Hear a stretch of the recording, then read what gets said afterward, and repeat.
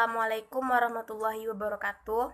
Kami dari kelompok 4 akan mempresentasikan materi asas-asas pendidikan pada mata kuliah dasar-dasar ilmu pendidikan dengan dosen pengampu Ibu Winanda Amelia SPD MPDT dan Ibu Rosmaria MPD. Sebelumnya saya akan memperkenalkan anggota kelompok 4. Yang pertama, Aprieni dengan NIM 21004046. Yang kedua, Aulia Ananda dengan NIM 21004051. Yang ketiga, Dia Fitri Azari dengan NIM 21004058. Yang keempat, Erlangga Arziko dengan NIM 21004063. Pendidikan merupakan wadah seseorang dari yang belum tahu menjadi tahu. Atau dalam Kamus Besar Bahasa Indonesia, pendidikan yang asal katanya dari didik bermakna memelihara dan memberi pengajaran terkait akhlak dan kemampuan berpikir. Adapun asas-asas pendidikan, yang pertama ada asas Tuturi Handayani, yang kedua ada asas belajar sepanjang hayat, yang ketiga ada asas kemandirian dalam belajar. Kita masuk yang pertama, ada asas Tuturi Handayani. Asas ini muncul akibat dari pemikiran Ki Hajar Dewantara. Beliau menjelaskan bahwa Tuturi Handayani dimaknai sebagai pendidik yang memiliki kewibawaan, di mana mengikuti dan memberi implikasi dari belakang, tidak tarik-menarik dari depan, membiarkan siswa mencari jalan penyelesaian sendiri. Dan bila siswa melakukan kesalahan tertentu, barulah pendidik memberikan bantuan. Adapun dari tujuan asas Tuturi Handayani ini, yang pertama tidak terpaksa dalam melaksanakan pendidikan, yang kedua pendidikan merupakan punggulewetah yang memiliki makna emong, momong, dan ngemong. Yang ketiga, pendidikan dapat menciptakan kedamaian dan ketertiban. Dan yang keempat, pendidikan itu mandiri, berpijak pada kakinya sendiri. Baiklah, saya akan menjelaskan apa itu asas belajar sepanjang hayat dan asas kemandirian dalam belajar. Asas belajar sepanjang hayat disebut juga dengan lifelong learning, yang merupakan sudut pandang lain dari pendidikan seumur hidup. Istilah pendidikan seumur hidup tidak dapat dipisahkan dengan kata atau kalimat belajar sepanjang hayat.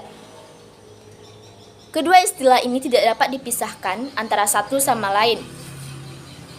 Istilah belajar sepanjang hayat menekankan pada kata belajar yang mengandung makna perubahan tingkah laku yang cenderung tetap terkait tiga ranah penting, yaitu kognitif, afektif, dan psikomotor. Selain itu, belajar juga diakibatkan oleh implikasi dari pengalaman. Ada beberapa fungsi dari asas belajar sepanjang hayat ini. Yang pertama adalah memperoleh kesempatan dalam meningkatkan kualitas diri dan kemandirian sepanjang hidup. Yang kedua, memperoleh kesempatan dalam memanfaatkan layanan lembaga pendidikan yang berada di lingkungan masyarakat, baik itu bersifat formal, informal, maupun non-formal.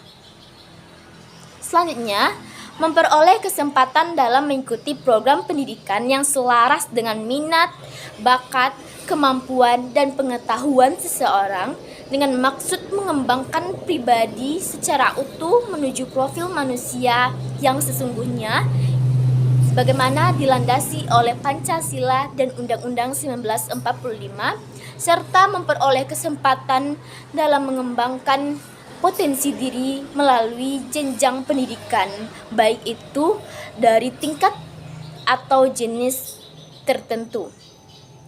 Selanjutnya, asas kemandirian dalam belajar. Asas kemandirian dalam belajar didefinisikan sebagai prosedur belajar yang didorong atas kemauan sendiri tanpa adanya desakan dari orang lain. Dijelaskan oleh Mujiman dalam Rahmat Hidayat tahun 2019 bahwa belajar mandiri adalah aktivitas belajar yang dilakukan secara aktif, dorong oleh niat dan motivasi dalam rangka menguasai kompetensi tertentu guna mengatasi setiap persoalan yang ada. Ada beberapa pandangan dari pakar mengenai asas kemandirian dalam belajar ini.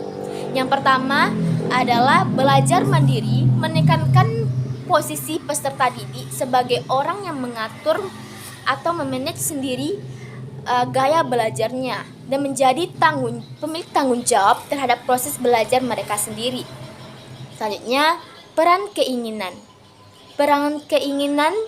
kemauan dan motivasi yang ada pada diri peserta didik merupakan stimuli dalam mendorong kegiatan belajar mandiri, yang dimana ketiga cakupan tersebut memiliki posisi yang penting dalam memulai dan memelihara upaya serta usaha peserta didik dalam belajar. Selanjutnya, kegiatan belajar mandiri merupakan kontrol dalam proses pembelajaran yang semulanya dari pendidik kini berubah posisi kepada peserta didik.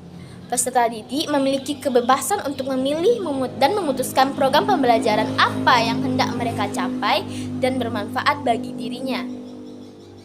Selain dari beberapa asas pendidikan di atas, adapun asas-asas pendidikan yang terkhusus maupun secara general, yaitu yang pertama yaitu asas semesta, menyeluruh, dan terpadu.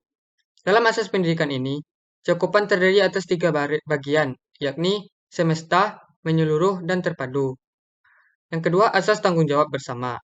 Istilah tanggung jawab tidak lepas dari namanya hak. Tanggung jawab sendiri memiliki artian kewajiban yang harus dilakukan menyangkut segala sesuatu yang sudah diatur.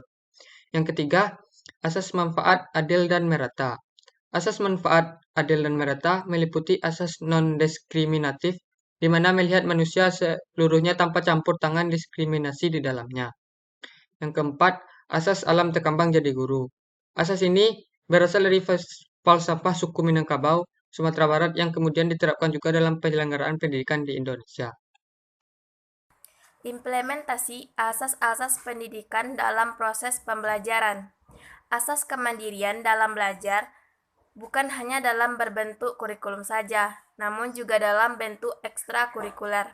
Sedangkan implementasi asas Tuturi Handayani, yaitu seorang pendidik diharapkan memberikan kesempatan kepada siswa untuk mengemukakan ide dan prakarsa yang berkaitan dengan mata pelajaran yang diajarkan.